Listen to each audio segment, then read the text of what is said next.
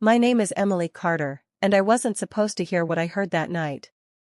I was coming down the stairs quietly, barefoot, holding a tea mug, when I heard Patricia's voice in the living room. She needs to go. I don't care how you do it, Daniel. Divorce her. Move her out. I didn't raise you to be manipulated by some outsider. I froze behind the wall. Outsider? I clutched the mug so hard it almost cracked. My breath caught in my throat. Patricia didn't know I was standing just 10 feet away, hidden by the archway. Her voice cut deeper with every word. She'll take everything from you. Your money. Your time. And one day, even this house. I won't let that happen. That house. Her house, at least that's how she always saw it. Even though her husband Charles owned it, and had welcomed me kindly. He was the only one who didn't look at me like I was an infection in their family tree. Then Daniel's voice, low, conflicted. She's my wife, Mom. But there was hesitation. And that's when I knew, Patricia was winning. My marriage, my home, and my sanity, all were on the line. But Patricia underestimated one thing. I wasn't just a daughter-in-law.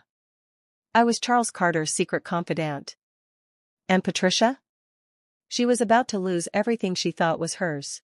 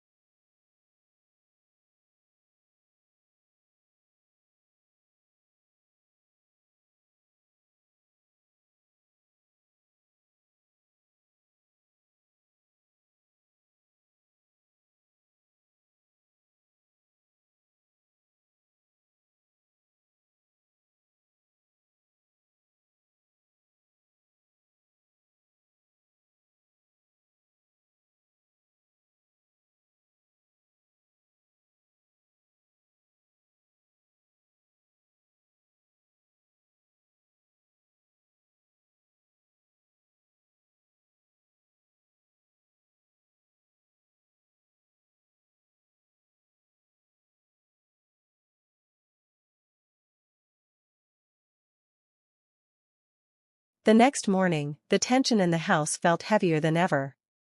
Daniel barely looked me in the eye at breakfast. Patricia's words from last night echoed in my mind, but I forced myself to stay calm. I decided to focus on something else, the cluttered study where Charles often spent his afternoons. He'd asked me to help him sort through old papers and boxes, something he usually avoided. As I sifted through the yellowed documents, my fingers trembled when I found a thick envelope labeled, Last Will and Testament. The paper inside was old, decades old, but it was clear Charles had kept it close. Curiosity made me read further. Patricia's name was barely mentioned, and the majority of the inheritance was left to Daniel, and surprisingly, some was set aside for a charity Charles cared about deeply. It was clear Charles had always distrusted his wife's greed. That explained so much. Suddenly, I heard soft footsteps behind me. Charles stood there, his usually strong posture slightly bent with age but eyes sharp and wary. You found it, he said quietly. I did. I'm sorry, Charles. I didn't mean to invade. He smiled faintly. No invasion. I've been waiting for the right time to talk about this. He sighed deeply, his eyes flicking towards the door where Patricia's voice often filled the halls. She's been pushing Daniel, pushing me, wanting more than what's fair. But I won't let her ruin this family. I nodded slowly. I want to help you, Charles. We can protect the family, your wishes, before it's too late. He looked at me like I was the answer he'd been hoping for. And for the first time, I felt the game was no longer only Patricia's to win. Patricia's smile was always the same, cold, calculated, like a predator sizing up her prey. But behind that smile, the war against me was in full swing. She pulled Daniel aside more often now, whispering poison about me, accusing me of betrayal, of using him, even of planning to take everything from his family. Daniel's eyes flickered with doubt sometimes. I could see the confusion and hurt in him, and it broke my heart. But I had something she didn't. One evening, I decided to confront the threat head-on. I'd secretly recorded a phone call where Patricia was caught admitting she wanted me gone, threatening me and trying to manipulate Daniel. When Daniel heard her voice, the doubts vanished. "I never wanted to believe you, Em," he said, voice cracking. "But now I see. Mom's been lying." The next day, Daniel stood beside me as we faced Patricia. The woman who tried to push me out was stunned when Daniel told her calmly, "This ends now. You won't break us apart." Patricia's facade cracked, the first real crack I'd ever seen. I realized then that I wasn't alone. Daniel was awake. And together, we could protect what was ours. But Patricia wouldn't stop. No, she'd just gotten more dangerous. After Daniel's stand against Patricia, a fragile peace settled, but I knew it wouldn't last. Patricia was too clever, too desperate. That's when Charles invited me to his study one afternoon. "I want to fix this, Emily," he said, his voice steady despite the weariness in his eyes. "But Patricia, she's already weaving her web." He slid a new set of papers across the desk. "This is a revised will. It protects Daniel, you, and any children you have. It ensures Patricia won't control everything after I'm gone." I felt a surge of gratitude and responsibility. "This has to stay secret," Charles warned. "If Patricia finds out, she'll do everything to undo it." For weeks, I quietly helped Charles sign and notarize the documents.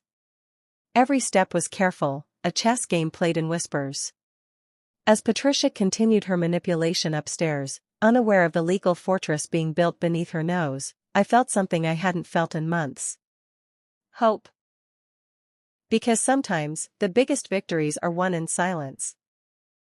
The day Charles passed felt like the end of an era, but it was also the moment everything changed. The house was heavy with grief as the lawyer gathered us in the living room to read the will.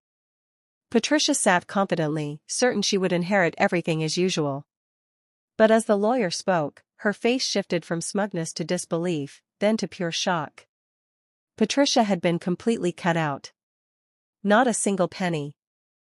The entire estate went to Daniel, with provisions for me and our future children, and a significant portion dedicated to the charity Charles had always cared about. There was silence. An unbearable silence that swallowed the room. Patricia's eyes filled with fury, but I held my head high.